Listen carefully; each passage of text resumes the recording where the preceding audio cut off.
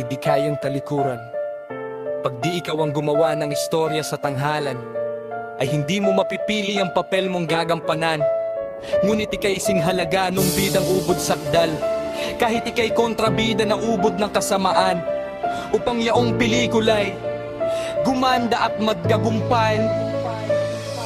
Kawaawa ng mga ko, lagi na lang nasisisi sa lahat ng kamalas at kasamaang nangyayari. Ngunit ako kung sakaling tahimik sa isang tatak, kayo ang siyang kawaawa kung ako ay walang silbi. Kawaawang basurero kundi ako nagkakalat ng basura sa kalsada habang ako'y naglalakad. Wala na siyang mawalisin na pang-ulam at pambigas, na basurang pantaguyod sa mahal niyang mga anak. Kawaawang mga guro kung ako ay hindi mang baka, kahit sa ang lending hindi sila makautang sa tuwing aking nakakamit ang dunong na inaasan. Tapos na ang kanyang silbi, di ko na siya kailangan. Kawaawa ang sundalo kundi ako nagtulisan, kundi ako nakaambang panganib sa pamayanan. Lahat sila'y magsisilbing mga tambay na batugan, na palamon ng gobyerno at mga walang pakinabang. Kawaawang mga pulis kundi ako naging salot sa lipunang mapayapat, sa batas ay sumusunod. Bulsa nila'y walang laman at palaging kinakapos. Kung ako ay magtitinod, magbabalik loob sa Diyos. Kawaawang mambabatas kundi ako nakapatay, walang kasong lulutasin, mga walang hanap buhay. Sa rami ng mga kasong sa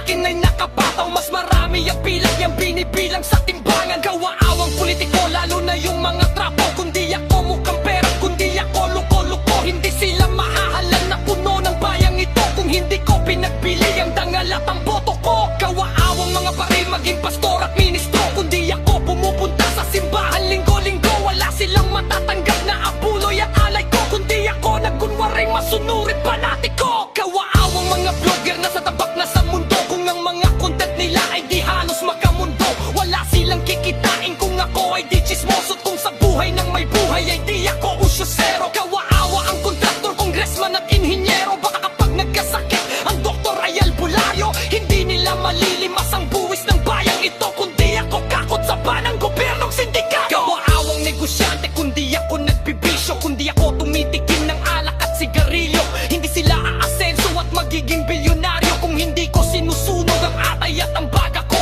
Kawaawang manggagamot kundi ako nagkasakit, baka hindi mapalitan ng brief nilang punit-punit. Ang matining karamdaman sa akin ay napakapit, ang nagsilbing pambili niya ng kotse at puting damit. Kawaawang punerarya kung ako ay di namatay, kabaong na tinda nila baka ngayon inaanay. Tingin nila sa maputla at malamig ko ng bangkay ay mainit na kape at malahimbing na tinapay. Ano mo makakamtan ng pangakong kaligtasan, kundi ako naging Judas at si Kristo'y hinalikan, kundi ako nagkanulot na bago ang kapalaran. Sino kaya ang babalik sa papel kung ginampanan? Kaya't ako demonyo man ay mayroong pakinabang upang ika'y tuksuhin ko kung gusto mong maging banal. Sakripisyong matatawag para sa iyong kabutihan, may tungkuling tulad mo rin hindi kayang talikuran. Pag di ikaw ang gumawa ng istorya sa tanghalan, ay hindi mo mapipili ang papel mong gagampanan. Ngunit ika'y singhalaga noong bidang ubod sakdal, kahit ika'y kontrabida na ubod ng kasamaan.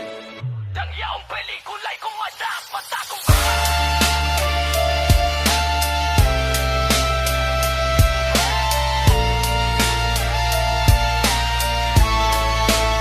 subalit sa mundong ito ay meron kang kalayaan na mag-isip at piliin ang papel mong gagampanan. Kung problema'y imonyo, kakampungan ng kadiliman. Kung solusi, purihin ka alagad ng kabutihan. Ang ibig kong sabihin nun, lahat tayo'y may tungkulin, na tayo lang ang gagampan at di kung sino man alin. Pantas ka man na mabango o palpal ka na lugain, habang ika'y nabubuhay may silbi ka at may papel.